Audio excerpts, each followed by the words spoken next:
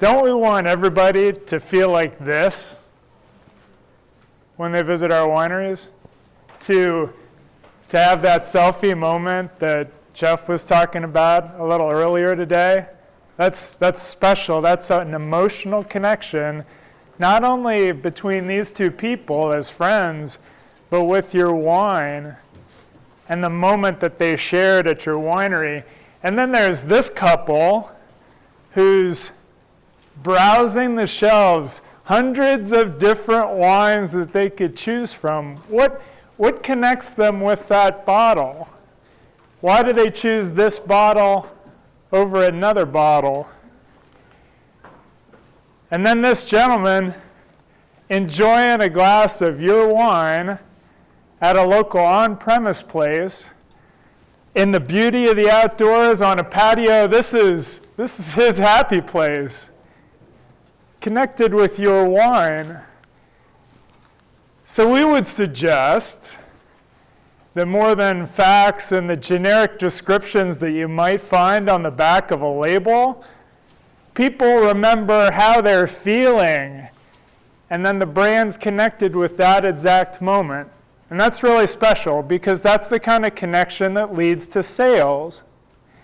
I don't need to tell you that, but what I would suggest is that there's not really a story out there that gets people excited when they're just like, that brand is kind of meh. No real story starts like that, not a good one, not one that they're going to share with their friends. Unless, of course, they're that Yelp reviewer we were talking about yesterday who, of course, likes to light everybody up on Yelp with their negative review. For the most part, customers love visiting your wineries. You control that experience. You have a great relationship with your tasting room staff. You have trained them. They understand what success looks like. You've given them a clear vision. So if you've got everything taken care of at the winery, people are going to come back, right? Won't they? Well, we would suggest that you need 3 times the number of people who are currently visiting your winery in order to be sustainable for the long term. Now, this isn't a business class, and it's not an absolute number. It could be 4. But the point is that you need to be thinking beyond the customers that you have sitting at your tasting room right now. You need to think beyond that to the customers that should be introduced to your winery, could be introduced to your winery, but they haven't discovered you yet. We're talking about an enduring wine brand, not a wine brand that's here today, gone tomorrow. A lot of you folks have tenure, 5, 10, 15, even 25 years. I get it. That's great. Customer is very, very different today than they were 25 years ago in a lot of ways. Not only in how they consume media, but how they consume and purchase products. We've seen that for the last couple days. You'll see it for the next couple. We need to think about marketing our wineries differently. Let me know if I'm in your way. I apologize about that. The angle's kind of wrong. And if I'm not loud enough, just yell or raise your hand. We talked a little bit about this yesterday, and it's the idea of discovery and how important discovery is in today's winery. You want customers to have the information that they need before they even get to the winery so that they're absolutely excited to visit. Because when they visit you after they've done that research and they bring their friends and they bring their family, their spouse, loved one, partner, they're doing so because they chose you. And you're going to have to do something wildly wrong for them to be disappointed with their choice. But you have to give them the information up front in order to make that choice. People don't want to be told where to go. how can we show them an awesome time on our website, on our social media, before they even get to the winery? So what we're going to accomplish today is encouraging that discovery with the new customers that aren't familiar with your brand yet. These tools are already available to you. A lot of us are using it to a greater or lesser degree, but not everybody. And so we're going to level set across the entire room and understand the tools that we immediately can use to drive that 3x traffic to our wineries. And then we're going to share stories about how we do that. Secondly, we're going to build that marketing blueprint for storytelling your brand. Now, this is really exciting to us because it's forward thinking. We're trying to give you the tools you need to look a year out, 3 years out, 5 years out. It's a heck of a lot easier to do that with production. And I'm not saying that's easy, but we know and we can forecast certain elements of our business. Have we taken the same kind of time with marketing yet? Possibly not. Kind of missing part of our slides. We'll figure this out. So, it's nice to see you again. My name's Scott Colby. If you weren't here yesterday, really happy to be here. Certainly appreciate Daniela and Jen and the rest of the team for inviting us to present. We love this topic, and we love wineries, and so it was a perfect opportunity for us. I have a little bit of experience in the area. I've worked with some fun places, wine-related, spirits, beer, some time as an assistant brewer, and like you, I have some fermentables going on right now at home. Yeah, I've got a barrel-aged bourbon pecan stout, and then I've got a Chilean Malbec that I'm aging right now, and I love it. It's a hobby of mine, but it's also a passion from a marketing perspective. So when we talk about waking up every day and doing what you love and not calling it work, I'm pretty much right there in my sweet spot. So let's talk about your respective sweet spot, the brand story. We've talked about this the last couple of days, and you'll continue to talk about it. It's the true north for every single bit of your marketing effort. Call it your glasses, call it your filter, call it whatever you want. It's how you measure your efforts, your spend, and your team's performance against the direction you gave them as winery owners, winemakers, the executive team. Yesterday, just to refresh, we talked about the customer and really what makes the customer tick. And man, when you know more about the customer, you know better how to speak to him or her. With the mission, very, very important just to be clear and transparent, because as we saw this morning again, cause marketing, the opportunity to align ourselves with causes in that way is one aspect, as well as just telling people what you stand for, because this is how they shop. They want brands that represent the same things that matter to them. The experience, giving them a solid experience, shaping that experience in all of our communications, letting them know what they can expect. The feeling that they'll have when they're driving up that driveway, the winding turns, the very deliberate views that Scott was talking about yesterday. Shape that experience before they even set foot on property. With the voice, we brought up some good examples of voice. We talked about Left Foot Charlie and Meredith, and we brought those examples really to everybody's attention for stealing. Telling a little bit of a story, sharing your personality, be it fun or flirty or really premium. And then a couple great opportunities for brand story and discovery. discovery, the last piece, is really what we're going to dive into today. And all of these tools are completely available for stealing. And we're going to show you best practice examples of how to do so. Again, we call it the brand vibe. It's that feeling that you get when you engage with a brand and how exciting that is, and how different brands have a different vibe. And if you don't, you're not rising to the top. You're not cutting through the clutter.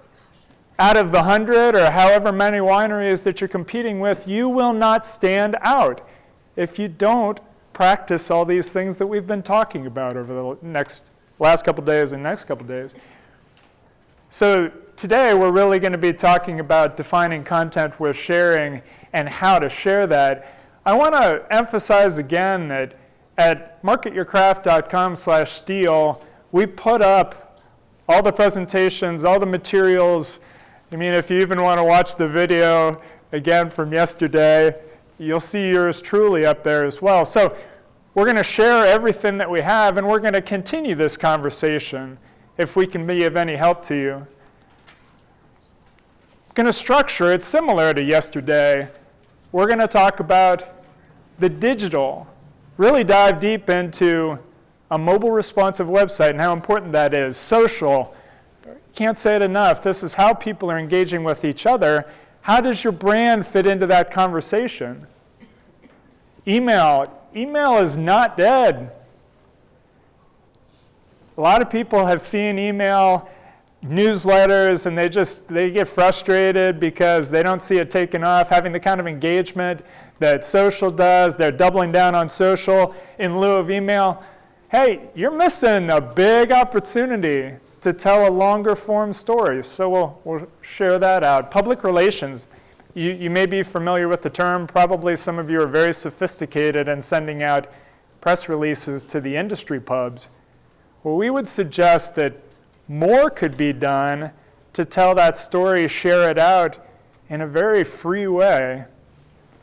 Packaging, your labels are beautiful. Are they telling your story? And then tracking, I would always end the conversation the same way I would begin it. If you really can't measure it if you don't track it. You can't manage it if you don't measure and track it. So what goals do you set for yourself at the beginning of any of these marketing efforts, and how do you track against that? Can you do so in a very objective way? The point is that they're free tools. You can use them today to make a significant impact on the story that's being told about your wineries. All right. Everybody good so far? Tracking along? Digital. It's so important to have that mobile website. And the team and I took a look at the 45 websites for the attendees, and we learned so much about your brands. But we did so like a consumer who's shopping around for the next winery that they want to visit this weekend with their friends. We tried to be very objective about it. How scannable is the content? How snackable? How easy is it to consume? Is the story right out there for everybody to see? Do I know how you're different? It was tough in some cases. Sorry to be critical, but I really think that we all need to take a look at our websites like a consumer not familiar with our brand and just ask ourselves, what do I stand for? What do I sell? What can I promise somebody? If you ask yourself that question and you're able to be objective about it, you might actually come back with an answer, I really hate to update the website, but I think we might need to maybe spend a little bit of time as a team internally on that front page. What are the 3 points that I would really want a new consumer to take away if they were to scan that home page and nothing else? What if they didn't scroll on their phone to the second or third screens? What if that first screen was all they saw before clicking somewhere else? Going back to the wineries near me results in Google and clicking somebody else. So, just to put everybody on the same page, a mobile-friendly website and a mobile responsive website are not the same thing. Now, I don't want to make this a technical discussion. I'm not qualified. But to level set, if I go between a tablet, a desktop computer, and my mobile phone, I should have a very deliberate experience with your website. I should not have a slimmed down version of the desktop site that's 50 scrolls long and 40 pages, and I've got 5 pictures, and no. Consume this much information on a mobile phone, people won't do it. Figure out a way to make it responsive, which is bringing all of the content, prioritizing hiding content that doesn't fit on the small screen. You can't expect them to have the same experience with their mobile phone as they do on a desktop. Swipes or clicks. How easy is it to find where your winery is located? How about at retail? Images. The images take up a lot of space. We know this. Again, we're not being too technical, but a beautiful image can be optimized for the small screen. Only if you take one extra step, Gesundheit, when you're building that page. Clear calls to action, big buttons, right? Imagine yourself on your phone, a tiny little link. I can't get to it, I can't click the right thing. Bigger buttons on mobile. And then just understand the technology that's out there. It doesn't mean it has to be bleeding edge. You don't have to spend tens of thousands of dollars on your website for it to just be good and usable. Like these. St. Julian and Waltz. So I was talking a little bit with different winery owners, just gauging their interest in mobile web, and I came across these two that I just think are doing very well. And forgive me, but it's Amy, Jonathan, and Joel, right? From St. Julian, yeah? Okay. They're doing a great job. Waltz, is Waltz in the room today? Ah, perfect. Nice work. Very good job. So these two sites would show up on my radar if I did a Google search for wineries near me.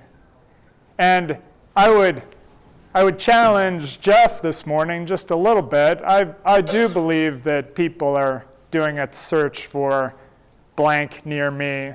It's proximity-based searching on your mobile phone. Now, wineries sometimes are a little more of a destination, but that doesn't mean they're not searching for you this way. When you're in a cluster of wineries, they want to see the next one they can stumble to. Now, I believe that these two sites are really exhibiting different practices that we could all steal from. Take a look at them if you haven't already. Because you're enabling discovery with those customers, which is very important.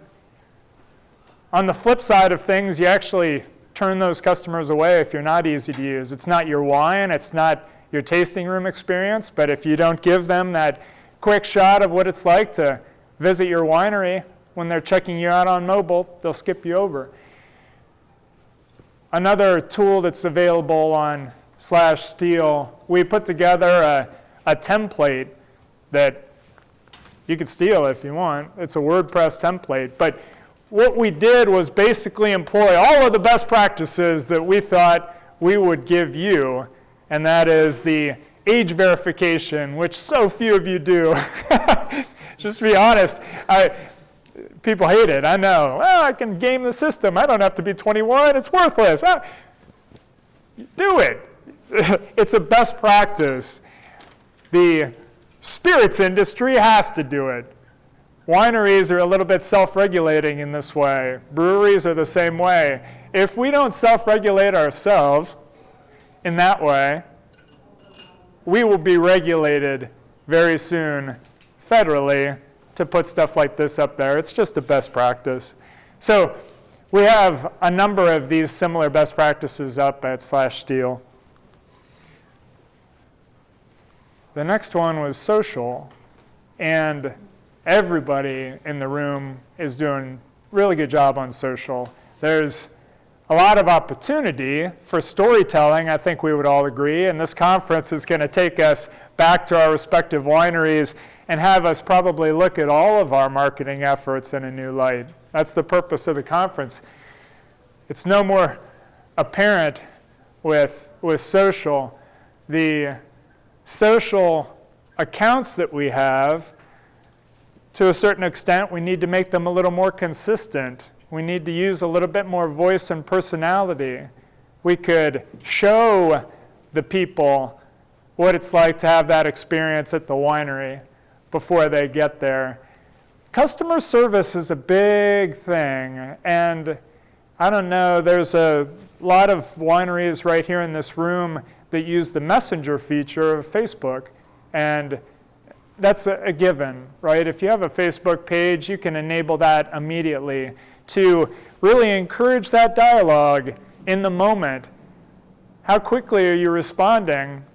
Some of us are saying 2 to 3 days. Well, okay, it's a little on the slow side. If we enable this type of messaging, we should really double down our efforts to answer them quickly. Great example. Cask 307. In the room today? Yay. Well, thank you for letting us use this example. Please take a look at their social if you haven't already, but consistent across web and social. Now, I'm not saying the posts have to be one-for-one mirroring. That's actually counter to what we would suggest about social. Twitter has a very different function than Instagram, which is also different from Facebook. And to a certain extent, right now, a lot of us are just posting the same trending photo like this across all 3 accounts because we want to get that same sort of traction across all 3. Chances are also good that we're the ones who are posting it ourselves, and so we're stretched thin on just how much we can cater the unique post to Facebook, different from Instagram, different from Twitter. Over time, you're going to see that you actually can use each of those accounts very differently. But Cask 307 not only employs the messenger feature functionality of Facebook, extremely consistent, also posts a number during the week. I think I even counted 6 or 7 this past week alone. The calendar is there. You can tell that in the background, they're very deliberate about what they post and when they post. I'm guessing they have, if it's not a formal calendar, they at least know weeks out in advance the events that are happening and the posting that could happen around that. It's very thoughtful.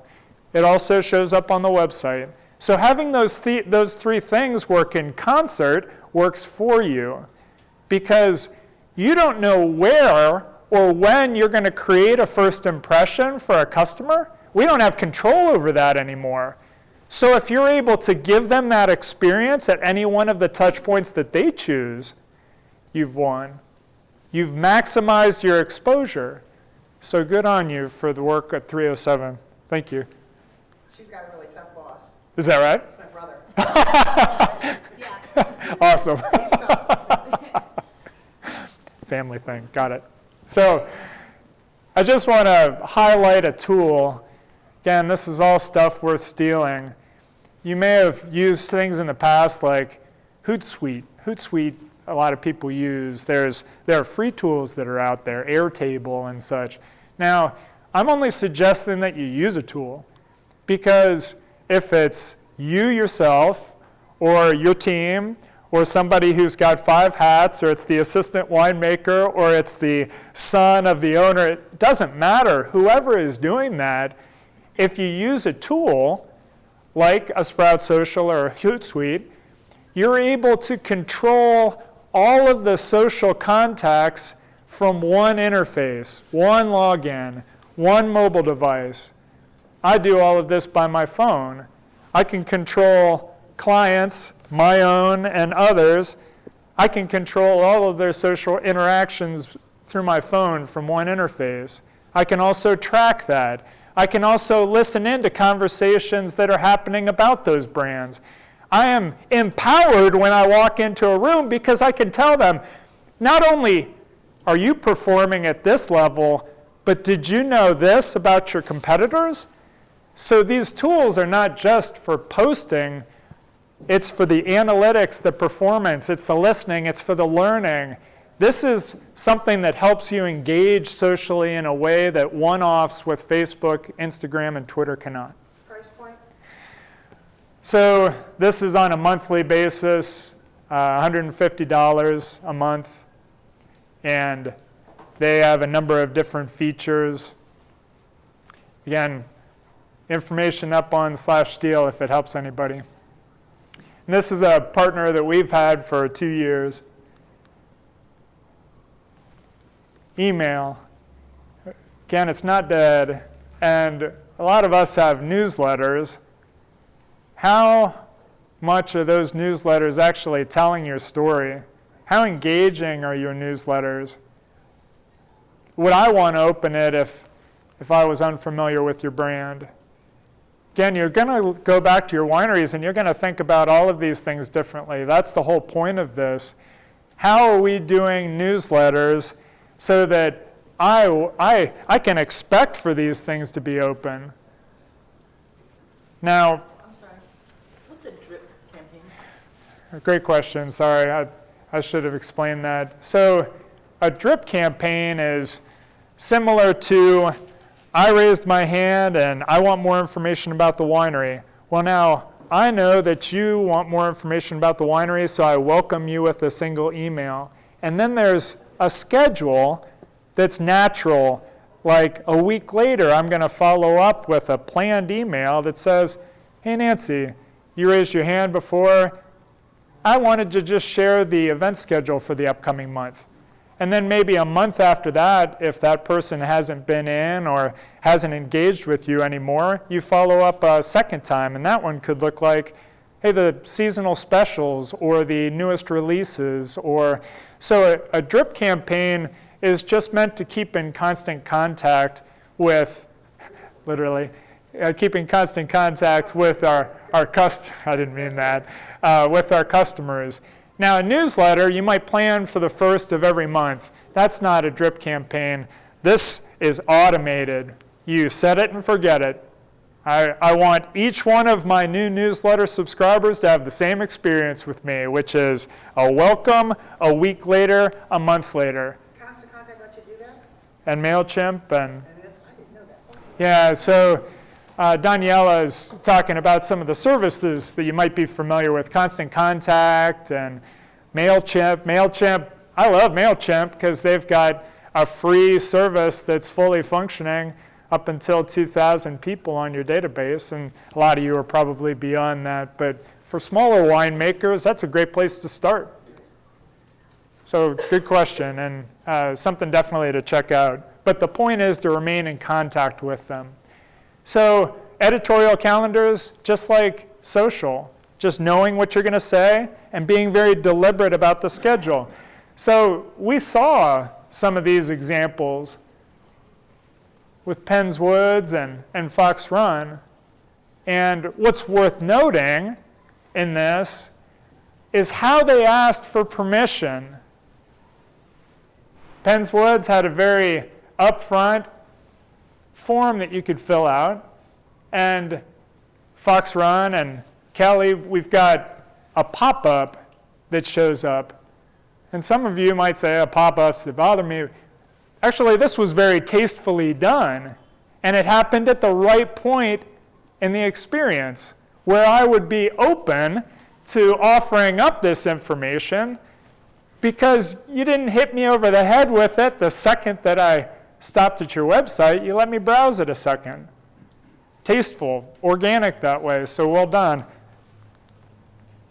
I want to bring this example up, and is 1723 in the room? Perfect. So this is another great example.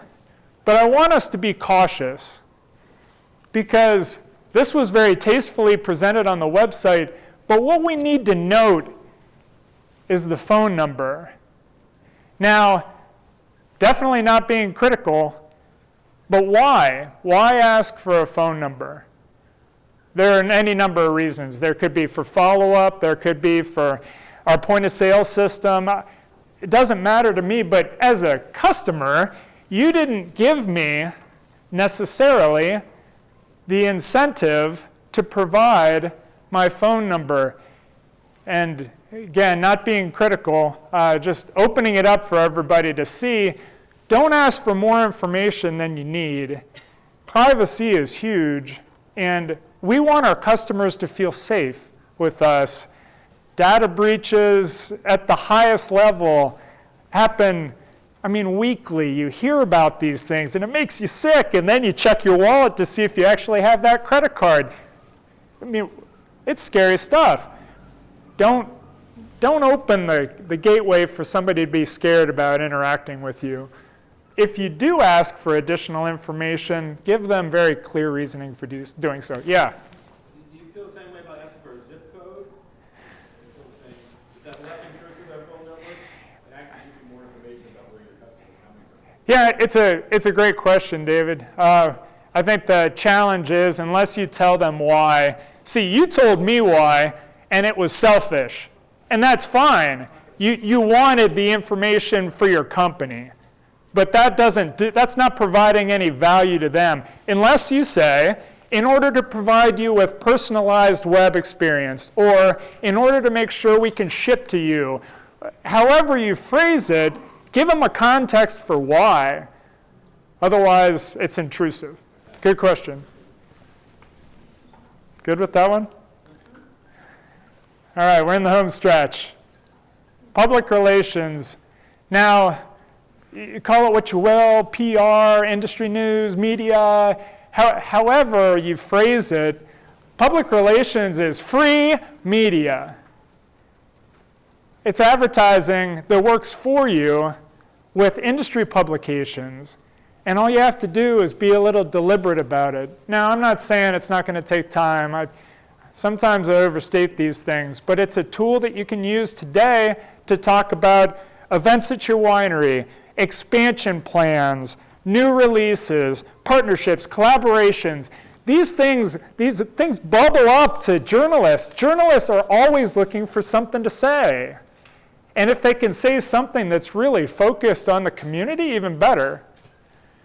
So I would stress the fact that knowing when to say it and who to say it to, that's the most important. And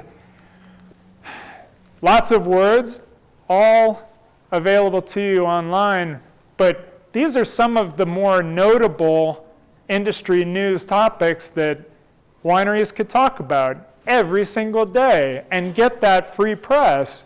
Event sponsorship, speaking at an industry event like today or tomorrow, rebranding, winning a medal. All right, that's a huge one. That's low-hanging fruit for you folks. You're winning them all the time. Local, regional, statewide, nationwide. Talk about it. All you need to do is put together a one-page press release, no images, very structured. And that's the rub. If you haven't written a press release before, do a Google search. And there's literally a template up there that you could follow word for word and just put your winery in there with a little bit of your brand voice and personality. Throw a couple quotes. Journalists will pick those stories up.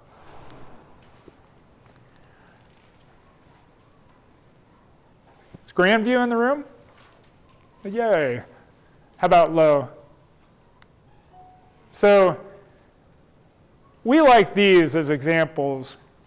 Not only do they have the news sections clearly delineated on the website, but it seemed that industry magazines and press were talking about them. Now our assumption, because we don't know what happens behind the scenes, is that there was a reach out at some point. And if you have a media contact at Fortune or some of these other places, use it. Our point is to establish a list of industry publications that matter to you. Do the right searches, find the right contact, get an email address, and the next time you have something to say, tell them. Send it to them. 9 times out of 10, you'll at least get a response. We'll keep it under consideration. And then if you send them enough, they trust you to be consistent about sending them news. They will fill spots that they have in relevant topics or articles with your story. It is a proven formula that you can steal. Sorry to beat that up, but I don't feel like we're actually taking advantage of this free one. So again, good for Grandview and Lowe for doing so. Your bottles are beautiful. I would suggest, critically, that they're not, in all cases, telling your story. And it's great to tell the specs of the wine and the taste and the terroir and, man, bold and flavorful, and I get it. Gesundheit. But blend a little bit of your story, your personality, the fun of your brand in there. This is real estate at shelf that works for you or against you. Remember that picture of the couple in the front? They were taking a look at a bottle of wine on a sea of other competitors that they may or may not choose. How is your bottle jumping off shelf to them? Of course, you have to be compliant with the legal, and we went over that yesterday. Yeah, I would ask you, and I talked a little bit at lunch with Kelly about this from Fox Run, just because I was curious. Augmented reality. Anybody playing around with this right now? Prices are coming down, I'm hearing. Yeah, there are a couple, to Daniela's point, there are a couple big services in the U.S. that are coming up, and they're proposing that this is going to be the next big thing like they did in Australia. Australia recently announced that it was kind of going countrywide, and so I don't know. I'm still on the fence about this. Can I see a customer unfamiliar with the wine going side to side in a grocery store, checking to see if the wine label is scannable to tell me a different story? I really can't, but could this add to your story if it's relevant? Yeah. I've actually had customers, because we have ghosts in our place, so I've actually had customers come in and ask me, please do that. Yeah, what happened, when this first came out, we were all over it, okay? It didn't happen at the store. We saw stories about Walking Dead, okay? My husband's a Walking Dead fan, okay? We saw stories about 19 Crimes, okay? Yeah. We brought them, and it became an event and a gathering of friends. Now, the wine was, okay. And so it was a downside. I still have 4 or 5 bottles unopened in the office because the wine wasn't all that good, and I tried to give it away to somebody that didn't want it, okay? But it did create an amazing amount of fun for the first time buy. I'm not sure we'd ever buy it again. So that was our experience with those things. Yeah, did everybody hear? The Walking Dead guys come off the label. If you haven't seen, it's crazy. They Yeah. fight with each other, and they die. Okay, it's nutso. But it was more of a conversation and a focal point of a party Sure. than it was the wine consumption. Daniela brings up a great example. There's a lot of novelty there, whether it's ghost stories or Walking Dead or the imprisoned criminals. There's a novelty factor there. I would only ask that if you're taking a look at this, that let's see if it actually fits into your story. Don't make a story if it doesn't exist just to have an These yeah. are all scary. Does it have to be scary? No, Yeah. no. Just making sure. No, I think to the point that was brought up, Ghost, Walking Dead, these are dead prisoners telling their story. I think there's a certain novelty right now, especially with Walking Dead, and Just to clarify, we have an arcade that appeals to teenagers. Yeah. The guy who sold us the machines, I would not put Walking Dead on the floor, just out of principle, okay? But it was a bunch of adults, crazy. sure. Fascinating. So tell your story on shelf. Is Paradox here? Yay. Thank you for a great example. Everybody's seen this, I'm sure. Canned wine. Now, how about Nestle? So another example, and you folks, a lot of you are doing canned wine, and I just thought that this was a particularly good example, also presented very well, displayed well on a mobile-friendly website. So just think about your packaging, however it is, what's novel about it, how can you tell a unique story using that packaging, and just use that real estate. Don't miss out on the opportunity. Thank you for the great example. Last couple slides. These were some other best practices. I know I harped on it, but 21-year-old Gateway, Chadsford and Ravenstone and St. Julian, our personal preferences, let's regulate ourselves before the feds regulate us. The environmental stewardship is a great example. Custom labels, a number of you are doing. We had the awards, and most of you had at some point in your website the awards, so good on you for that, and also congratulations on your win. I thought it was particularly well displayed for Flag Hill and Carramore.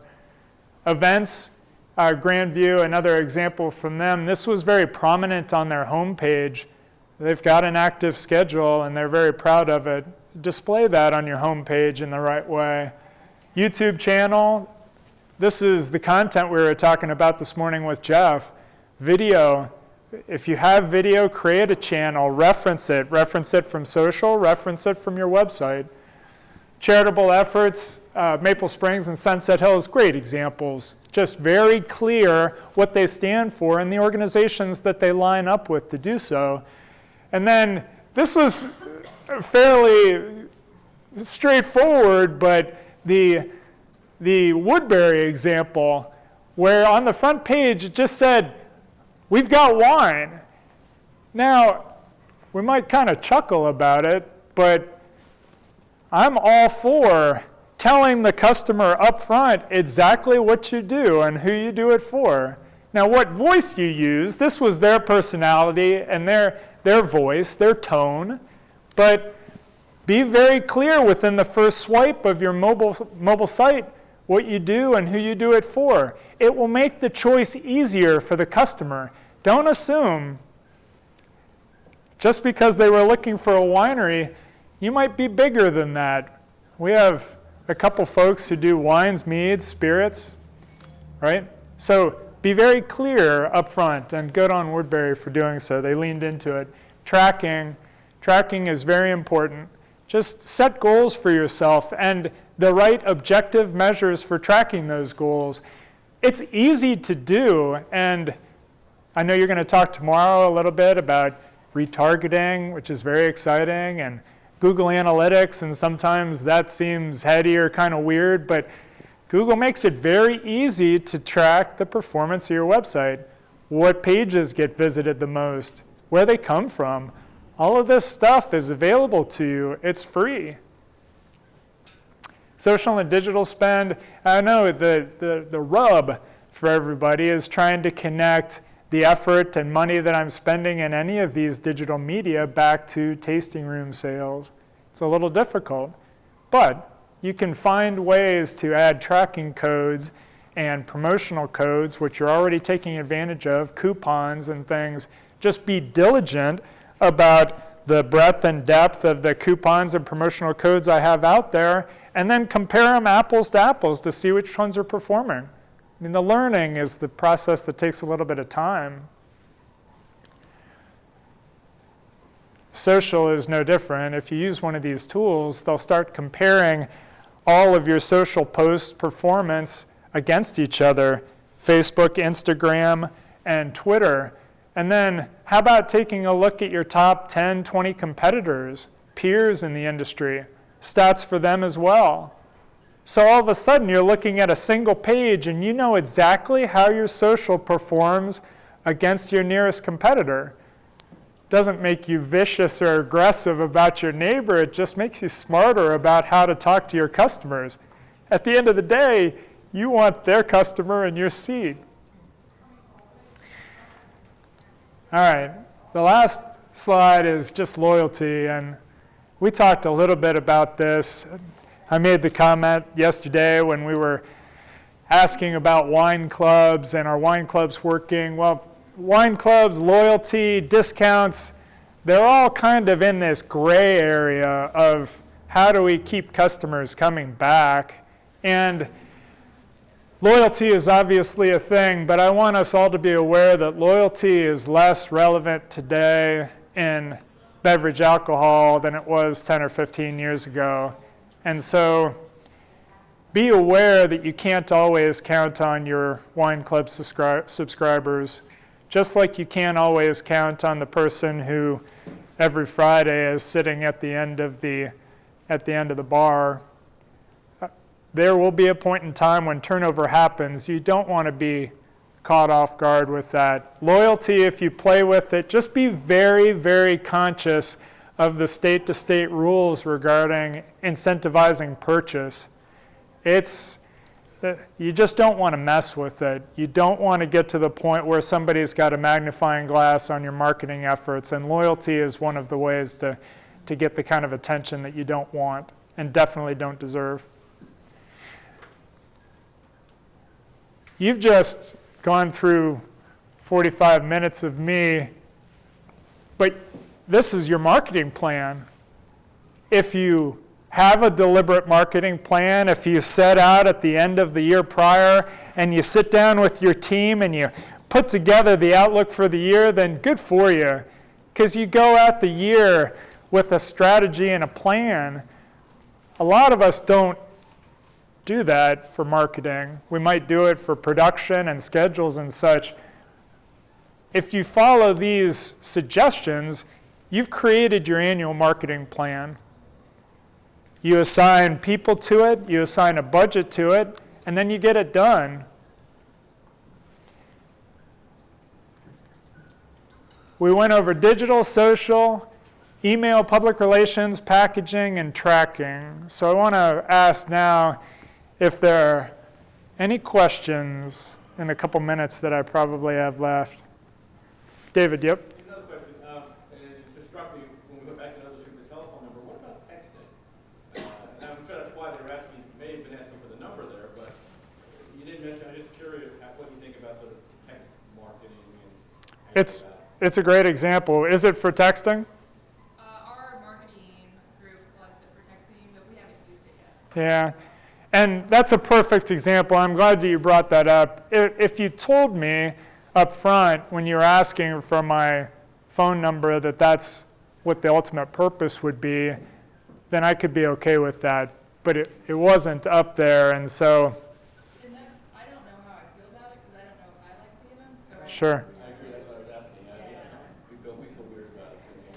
Yeah, what we've seen is that many brands don't use texting like they do social media. They're much more engaging with social media, and texting feels a little intrusive. And if you're to do a best practice, you'll include a disclaimer about text messages may come with a charge by your service provider, and nobody wants that.